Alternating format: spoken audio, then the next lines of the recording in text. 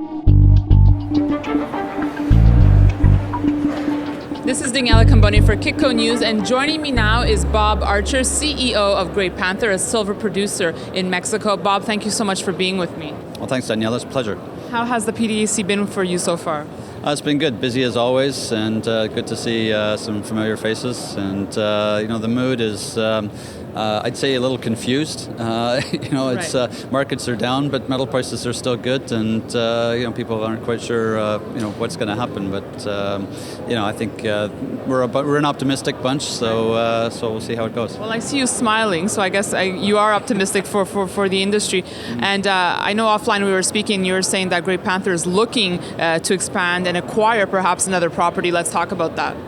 Yeah, we're in a good position right now because we do generate cash flow. We've got about $45 million in working capital, and so we are on the acquisition trail. And there are a lot of good projects out there and good companies. So we're trying to see if we can find something that would add another mine to our portfolio. So Great Panther is a silver producer in Mexico. Are you looking at staying within Mexico?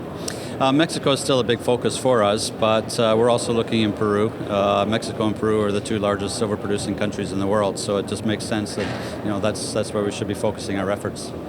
Bob, you mentioned that the sentiment here is a bit confused. What are some challenges that you feel you're facing as a mining CEO in this industry? The biggest challenge, I think, for us right now is people. There's still a lot of competition for good, qualified, talented people in the industry, and especially from the mining side. And I think that's the biggest challenge, really. There are more and more projects becoming available, but costs are still relatively high for some of the producers, and that's a big focus for us this year, is trying to push our costs down as much as possible. And we're also looking at developing our San Ignacio project, which is a satellite operation to our Guanajuato mine in central Mexico. So we'd like to have that in production by next year. So you currently have 2 mines in Mexico. Let's talk about Guanajuato and what kind of production we're seeing there. Well, Guanajuato produces about 2/3 of our production, and we should be generating about 1.6 million ounces silver equivalent from Guanajuato. And it's a silver gold mine. It generates about 70% silver by revenue, 30% gold. And it's an underground mine. It's a very historic mine, one of the most historic in Mexico. It's been in production for more than 400 years. It's already produced more than 1 billion ounces of silver. So it's a very, very well-known mine, and we're still drilling at depth. We're mining down around the 500-meter level right now, and it's an exciting place. We keep making new discoveries. We just announced a few weeks ago, and getting some very high grades at depth as well. So there's a lot of life left in Guanajuato. How many more years of mine life do you think there are? That's really tough to say. It's this is kind of mine where we basically have a rolling resource, where each year we're just kind of replacing what we mine because of the depth and the time and cost to drill at that depth. So it could go on for some time, and especially because we keep making these new discoveries, and then it takes a little while to actually delineate those and quantify the resource there. So it's kind of wide open in a sense. Bob, you mentioned that you found new discoveries, and this is something rare in the industry right now, because when I speak to other geologists, I know you're a geologist, that seems to be the main problem, is that there's just no new discoveries, there's no money for exploration. Mm-hmm. So how did you do it? Well, because we're generating cash flow, it's a little bit easier. So we just reinvest the funds back into the operations, and that's what funds the drilling programs. So last couple of years, we've been drilling almost 50,000 meters a year, mainly at the operations. And we've cut it back a little bit this year, but we'll still be drilling close to 30,000 meters this year.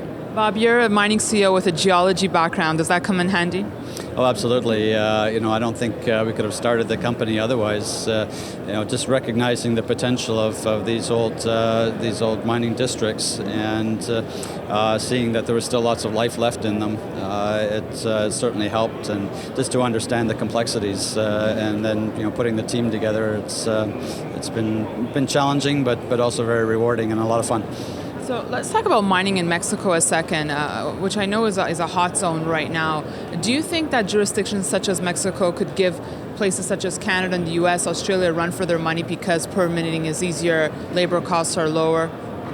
Yeah, it already is. I think Mexico has a very rich history of mining, and it's the number one silver producer in the world. I think it's ranked in the top 5 in terms of gold production as well, and copper, lead, zinc. I mean, it's a very well endowed country from a mineral standpoint, and because of things like slightly cheaper labor and faster permitting times, you're able to work there year round. That's one of the things that we really like about it. You don't have to deal with the Canadian winters and so on.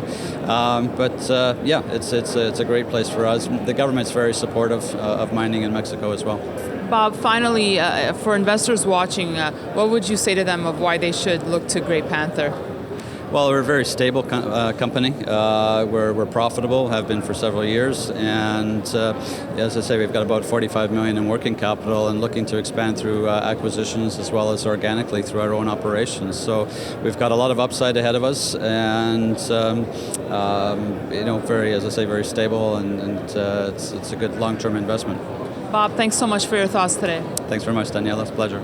And thanks for watching our coverage. You can email me any comments or questions at newsfeedback@kitco.com or follow this conversation at Daniela Cambone. Thanks for watching.